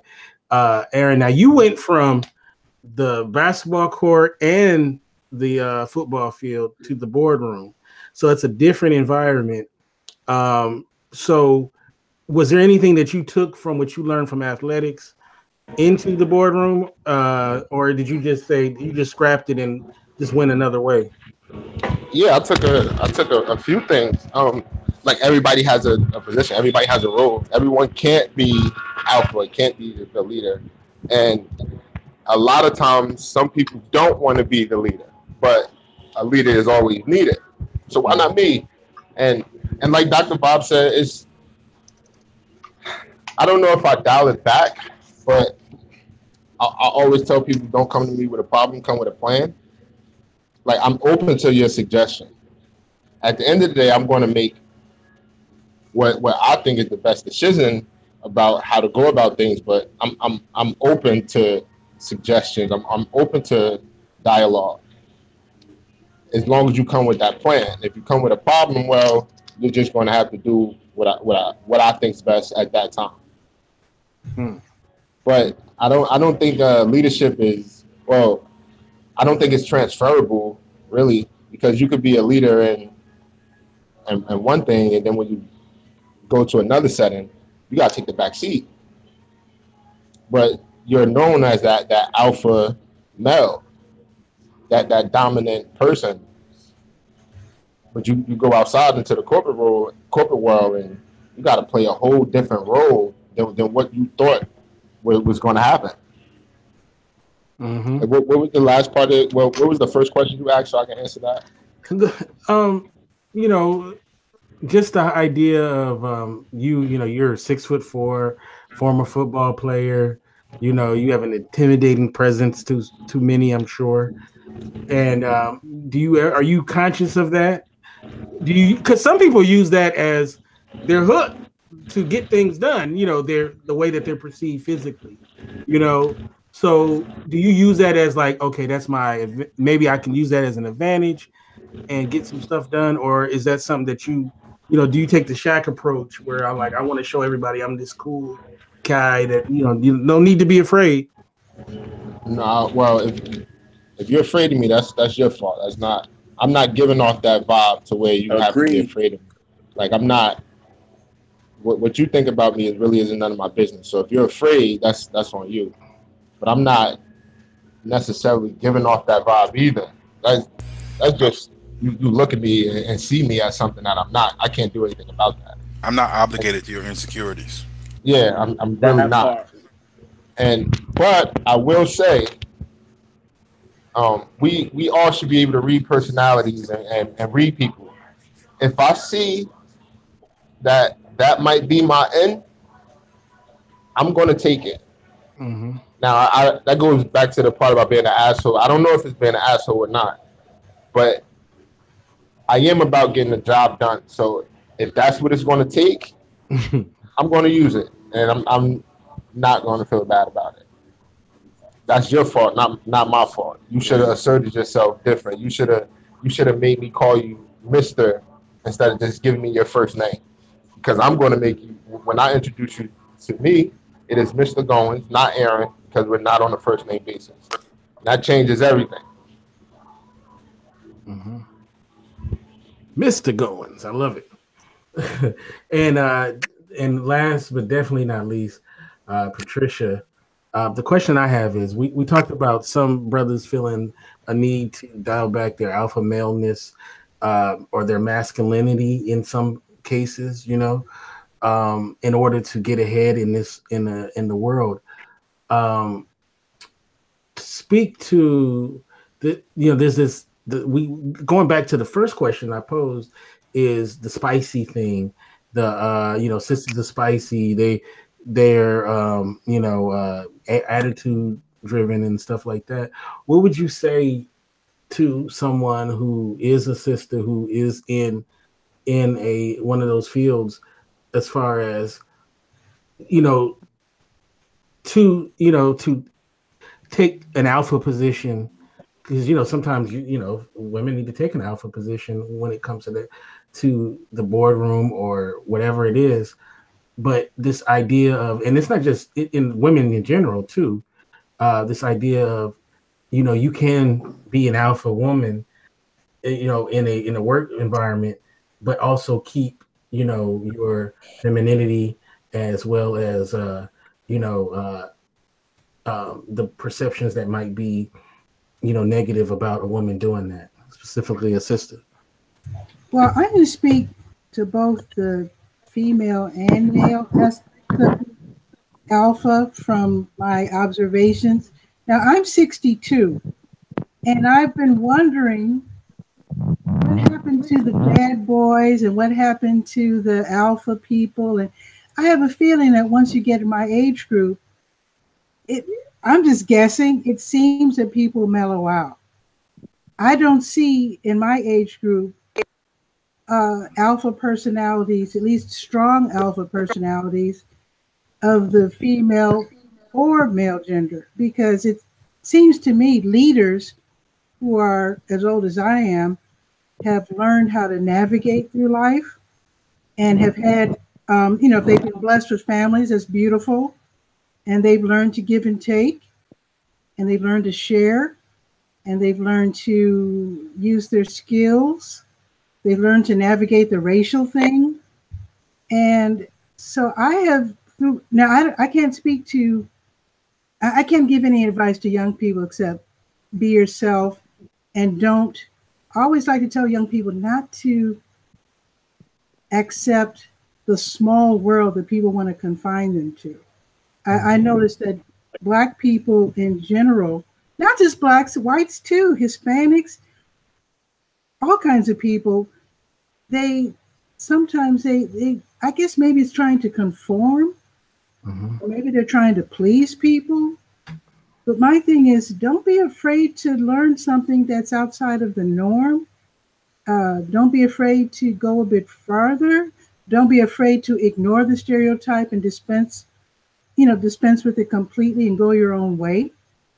And I think maybe that's why by the time people get as old as I am, they're real cool. At least the people I know, they're cool. That's a very good point. Very good point.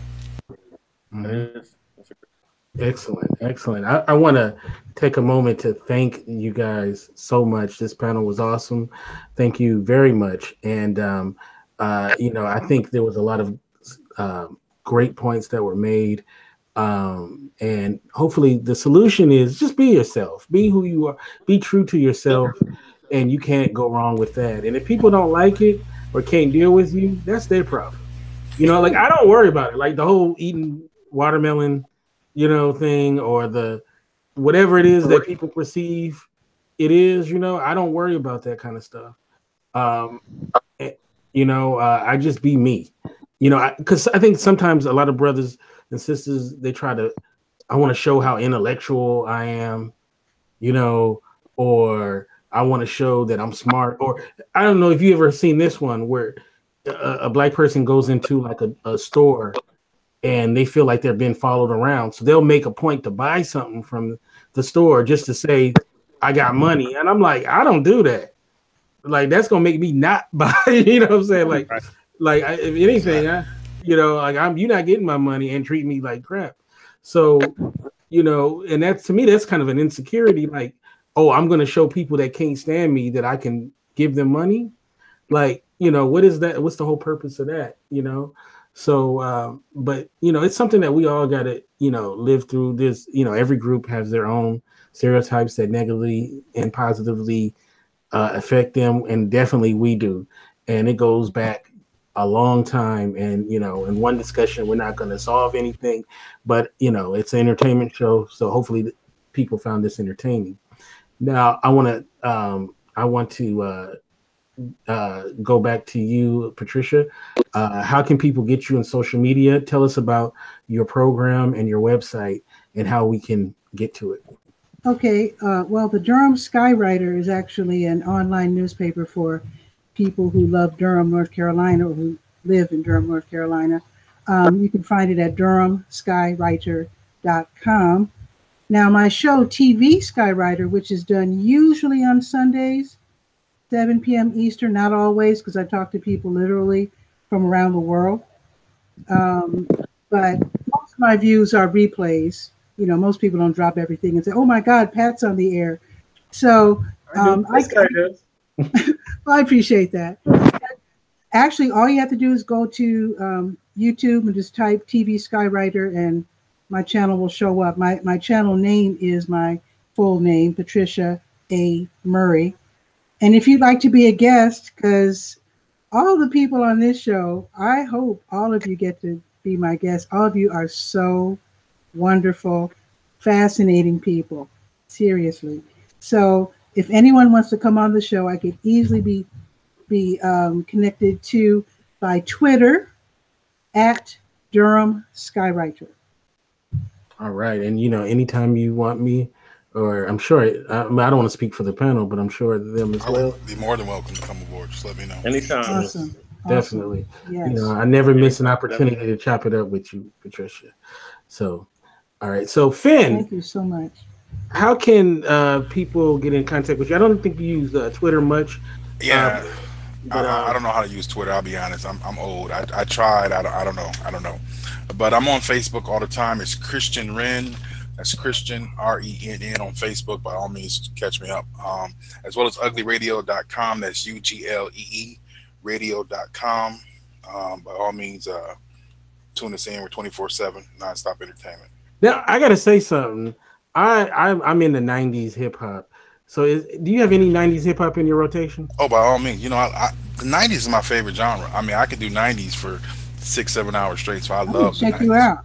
See, that's what I'm saying. Like that, that's why I feel like I can't be a DJ again, because I like old stuff. But there's a market. I sneak it in. I try to bring, no offense, these millennials on, and I have no problem with throwing some 90s in. And what's that? Who's that? Especially in the sense of when something's been sampled, I'll show you where the original song came from. I remember I played old school DJ Quick, and my young cousins was like blown away, like, "Oh man, that guy's good." I was like, "Yeah, I got it's DJ Quick. You don't know DJ? Like, what are they teaching you in school?" My son listens to a lot of Tupac now because of that. So right, so it's like it doesn't even seem like it was that long ago, but it really does. It was a long time. I had to tell myself it wasn't. I keep thinking it was 10 years ago. No, brother, it was not 10 years ago. Yeah, Tupac's been dead for 22 years, I think. Yeah, 96. That's bananas. I remember the night he died. That's bananas. Yeah. That's crazy. It's funny. I was driving home from New York to Detroit when he died. I remember that. Yeah, it's funny. Erin was 5 years old when Tupac died. That's crazy. But I know Erin keeps his ear to the ground, so he knows who Tupac is. Right. I want to talk on something real quick though. When you talked about the whole classism, I think that's an issue, especially when you mentioned Tupac. Is that we get an issue? We've been conditioned to have that crabs in a barrel mentality. Right. And you hear people all the time, Biggie versus Tupac, and it's like they have to down one to like the other. And we're the only culture that does that. You know, I see people talking about empire versus power. You know, and back in my day it was Whitney versus Janet Jackson and stuff. And I hate the fact that we have to down one and like the other. You know, you don't see other folks saying Seinfeld sucks because Friends was good. You don't see Latins going, well, Pitbull's okay, but Daddy Yankee sucks. You know, and it's really terrible that we as a culture can't appreciate one without downing the other. I do take her. I do. Great point. I do take. Show, Kente and I were talking about Kobe and LeBron, and it's like they don't even play the same position. Why can't, exactly. You know, and they're not even on the team at the same time. Why can't they both be great? Exactly. That's it. But we do that to ourselves. That whole crabs in a barrel. We do it to ourselves. No other culture does that. None. They really do. I would rather watch Seinfeld over Friends, though. Yeah, me too. Me too. All right. So, Erin, are you there, Erin? Yeah, I'm still here. I just had it on mute. Oh, okay. Now, how can we get you in social media? And I know you have a book that's coming out too. Yes. I have a book, Cats and Elevators. It's definitely coming out. Don't know when. This year, though, it's definitely going to be out. Cats and Elevators. And Kente, you definitely getting a signed copy because you always show love and support. But you, like always, you can reach me, Mr. Wake Up Better, on all social media. You can Facebook me, Erin Gowans. I would typically respond as long as it's not too crazy. I would respond. Yeah. And I would love to be on your show too, Patricia. Absolutely. I just took notes here. I'm gonna definitely hit you up for real. And I do remember when Tupac died. I do remember what I was doing when Tupac died. It was actually nighttime for me, and it came on the TV. Even Biggie. I remember when Biggie died, and you know my father played piano for Bad Boy.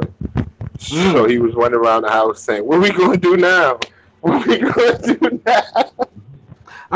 Because he knew Biggie, so he was really, really heartbroken. And I don't want to be an asshole, but let's not say died. Let's say they were killed. They were murdered. Yes. They were murdered. But I didn't want to just say they got shot. Actually, the night Biggie died, I walked by the crime scene because where I grew up is right around the corner of the crime scene. I'm actually by it right now, and I walked by it. I did not know that he had died there until the next morning. So it's the Peterson Automotive Museum, which is right down the street from here. And I gotta go. Yeah. Y'all wanna know something crazy? They kept the car that Tupac was murdered in, and it just sold for $1 million. Isn't that some sugar honey for you? It's a BMW 750 IL. That's right. And it sold for $1 million. Wow. I don't know. I don't think I'd want that car. Even in death, they steal from us. Even in death. I know, right? That's bananas. That is the worst. That's bananas. So I've saved. I want to thank Dr. Vibe. He had a computer crash. I was hoping that he was able to come back on, but definitely check out Dr. Vibe's content. You can get him on Twitter at Dr. Vibes. That's Dr. Vibes Show. So make sure you check him out. He's awesome. He has great conversations with a lot of different really cool people, and definitely make sure you guys check him out. All right. So last but definitely not least, I want to thank Mr. Brooklyn Taylor for coming on the program. First of all, how can people get you in social media? How can they find out about the Car Club, as well as is the 42% done? And also, what else can we be on the lookout for you? And you can catch me at Twitter at Brooklyn PCB. You can catch me on Instagram at King__Brooklyn. Catch me on Facebook. That'll be easy because I'm friends with Kente already. So you just do mutual friends, grab me on there. I have a Tumblr. My Tumblr is Brooklyn Taylor Tech. And so that's Twitter, Tumblr, Facebook, Instagram. Hit me up. it's been an honor and a privilege being with all of you tonight. Pat, I'd love to be on your show. Wonderful. Okay. And everybody else, you know, feel free to holler. I'm in Maryland. My folks are up in New York City. You know, so, you know, we've got property down in Jamaica. So if you guys are ever in DC. Jamaica, Queens, or Jamaica, Jamaica? Jamaica Island. Oh, okay. Okay. Yeah. So, you know, holler at me. They might steal my woman in Jamaica. And I'm on Facebook. I forgot to mention I'm on Facebook too. You can either follow me at Patricia Amery or Durham Skywriter. All right. Oh yeah, in Brooklyn, I'm gonna do a show about dating in 2018, and I gotta have you on because you know it's definitely different than 1995 when I graduated from high school. So you know with the social media aspects and the online dating. I remember I was dating this girl, and someone asked me, "How'd you meet her?" And I said, I was at the grocery store or something. That's when I met her. And they were like, the person literally looked at me and said, "You met her like in person?" like wow. Like that, like people don't even do that anymore. Like what? That's crazy. Like you walked up to a girl and talked to her? Like it's like a so you didn't send her a text? Right. No, it's a superpower now because you know I've got you know young friends and they'll say stuff like, "He followed me on Snapchat," and I was like, "So like that's a score? Like that's not."